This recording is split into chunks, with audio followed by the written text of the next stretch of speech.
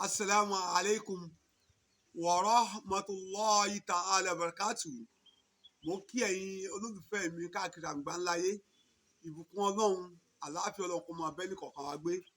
Lónìí yìí, a fẹ́ sọ pàtàkì àwọn ẹran tó wọléyá àtàwọn ẹran tí a ò lẹ́tọ̀ọ́ láti fi síléyá pẹ̀lú àkànṣe àdúrà fún gbogbo àwọn tá a jẹ́ ummo ńsẹ́ńlá Ànábì wa Muhammad sallallahu alayhi wa sallam. Àkọ́kọ́ bẹ̀ ni pé ẹran màálù tí àwọn Fúlàní tí wọ́n ń tà bá àwọn Haúsá, ẹran ẹ wọléyá o. Ẹran màálù ó ṣe kí ni o, ó wọléyá pẹ̀lú hadith Ànábì wa Muhammad sallallahu alayhi wa sallam pé tá a fẹ́ pa màálù ká rí i pé ó pé ọdún méjì gérégéré. Ọdún méjì gérégéré tó bá ti kò lórí màálù, a lẹ́tọ̀ọ́ láti pa wọn ọdún iléyá tí a ń pè ní Idul Adha. Idul Adha yìí òun náà ni ìsúnmọ́ Ọlọ́run, ìyẹn jà kọ́kọ́. Ẹlẹ́ẹ̀kejì mẹ́rin pé tá a fẹ́ pa màálù fún iléyá, èèyàn méje lọ́lẹ́tọ̀ọ́ láti dara papọ̀ mọ́ra wọn. Wọ́n ṣe kí ni o, wọ́n pa màálù yẹn fún ọdún iléyá. Bàbá wa Sheikh Abdulwahab Adédìran Oluwakemi akéwkéwé of the world rahimahullah, kí Ọlọ́run kó bá a foríjì bàbá náà, kó bá a ṣe àlékún ìkẹ́ wọn, ìgẹ̀ fún wọn nínú sàárè, kó dẹ̀ sí wọn ní ọmọ àlùjánnà insha Allah. Wọ́n ṣe tírà kan ní nǹkan bíi 40 ọdún sísìn, bíi alẹ́ 70s wọ́n ṣe tírà yẹn. Ìwé ni wọ́n kọ lóyìnbó, wọ́n dẹ̀ fa àwọn akéwì pé màálù wọléyá agbára tálíkà ní ọ̀ka. Wọ́n ti sọ̀rọ̀ ẹ sí bíi 40 ọdún sísìn. Ẹ wá wo ti ṣe lọ́wọ́lọ́wọ́ báyìí ní Nàìjíríà.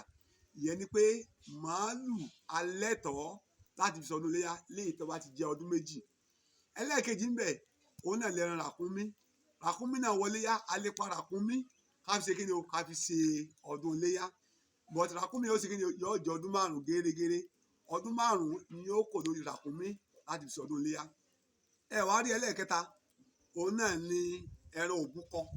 Ẹran òbúkọ tàbí Alake, òun ó pọ̀ ọdún kan gérégéré, pé ọdún kan leléyìí tí yóò kò lórí rẹ̀, pé ọdún kan ti kò lórí rẹ̀. Òun náà ṣe kí ni o, òun náà wọléyá. Ó jẹ ẹran mẹ́ta báyẹn. Ẹ wá rí ẹlẹ́ẹ̀kẹrin, òun náà ni ẹran àgbò. Ẹran àgbò yìí tó bá ti wo oṣù 6 gérégéré, tá a ka oṣù ojú ọ̀run tí a ń pè ní lunar calendar, pé Muharram Safar Rabiul Awwal Rabiul Awwal kàdílẹ̀ báyìí kó oṣù 6, alhamdulilayi, a lè pọ̀ òun náà a fi ṣe ọdún iléyá. And then táwa dẹ̀ parọ́ ẹran báyìí, irú àwọn ẹran tá a kà kalẹ̀ yìí ó wọléyá o. Àwọn ẹran tí kò wọléyá leléyìí o. Ẹran tí ojú rẹ̀ dà tó ń wò bàlàbàlà ó wọléyá o. Ẹran tó mú kún ó wọléyá o. Ẹran tí ń yàgbẹ́ gbúrúgbúrú òun náà wọléyá. Ẹran tí wọ́n ń pè ní wọ́nlẹ̀, wọ́n ta lówó tó wẹ̀ kéré tó sì pọ̀ ju owó ẹ̀ lọ, òun náà wọléyá. Ẹran tó ní kélẹ̀ tó mú kún òun náà ṣe kí ni o, òun náà wọléyá. Ẹran tí etí rẹ̀ ti gé ó wọléyá o. Ẹran tí ìwo rẹ̀ táwọn bẹ́ẹ̀ tó ṣe ìmí lè ká báyìí, ìmí lè ṣe báyìí, ìmí lè ṣe báyìí, wọ́n bá rí kó ṣe tó wá lè kán gbàm, òun náà ṣe kí ni o, òun náà wọ iléyá. Ẹ̀yin olólùfẹ́ mi, ẹ̀yin ummo ńsẹ́ńlá Ànábì wa Muhammad sallallahu alayhi wa sallam, àwọn ẹran tó wọléyá àti kápá yín tó lè mú ẹran yẹn bàjẹ́ láti mọ́ wọléyá mọ́, àìdọ́gbọ́n sí ẹran o, pé ẹran sí àtóbi báyìí mọ́ dá apá yẹn lóhùn, tí ẹ̀rìn bá parọ́ ẹ̀ ọkàn sì sàrà lásán ni. Ọlọ́mọ ṣe àgbàdo ẹnu kọ̀ọ̀kan wa. Gẹ́gẹ́ bí ọ̀rọ̀ wa ṣáájú ni pé a fẹ́ ṣe ẹran tó wọléyá àti ẹran tí ò wọléyá pẹ̀lú àkànṣe àdúrà. Àkànṣe àdúrà ńlá fẹ́ ṣe báyìí. A bẹ̀ ọba Allah subhanahu wa ta'ala, Ọlọ́run ọdún eléyìí tí a dojúkọ lọ́wọ́lọ́wọ́ báyìí, má ṣe ní èyí tí ò ní kò bá wa láyé o insha Allah rahman. Má ṣe lọ́kọ̀ òkú fẹ́ ní kọ̀ọ̀kan wa. Àwọn ń bẹ lọ́hùn níbikíbi tẹ́nì kọ̀ọ̀kan wà báyìí. Àwọn mí ń bẹ labroad, àwọn kan ń bẹ tẹ́pàdé wà ní Nàìjíríà, àwọn kan wà ní hajj báyìí táwọn náà ń tawaf tí wọ́n sì labbaika lahumma labbaik labbaik la sharika laka labbaik innal hamda wa ni'mata laka wal mulk la sharika laka. Afọlá àánú Ọlọ́run pẹ̀lú gbọ́dọ̀ tá a sọ jáde yìí, ó ṣe ní ìrọ̀rùn fẹ́mi náà kémi náà di alhaj inshallah.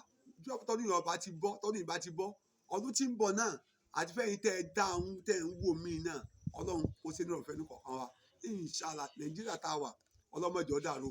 Ìlú tẹ́nì kọ̀ọ̀kan náà ti ń wò mí, London ni, Germany ni, America ni, Canada ni, ó gbóbíkíbi lágbàáyé, Ọlọ́run pẹ̀lú kíbẹ̀ náà dàrú o.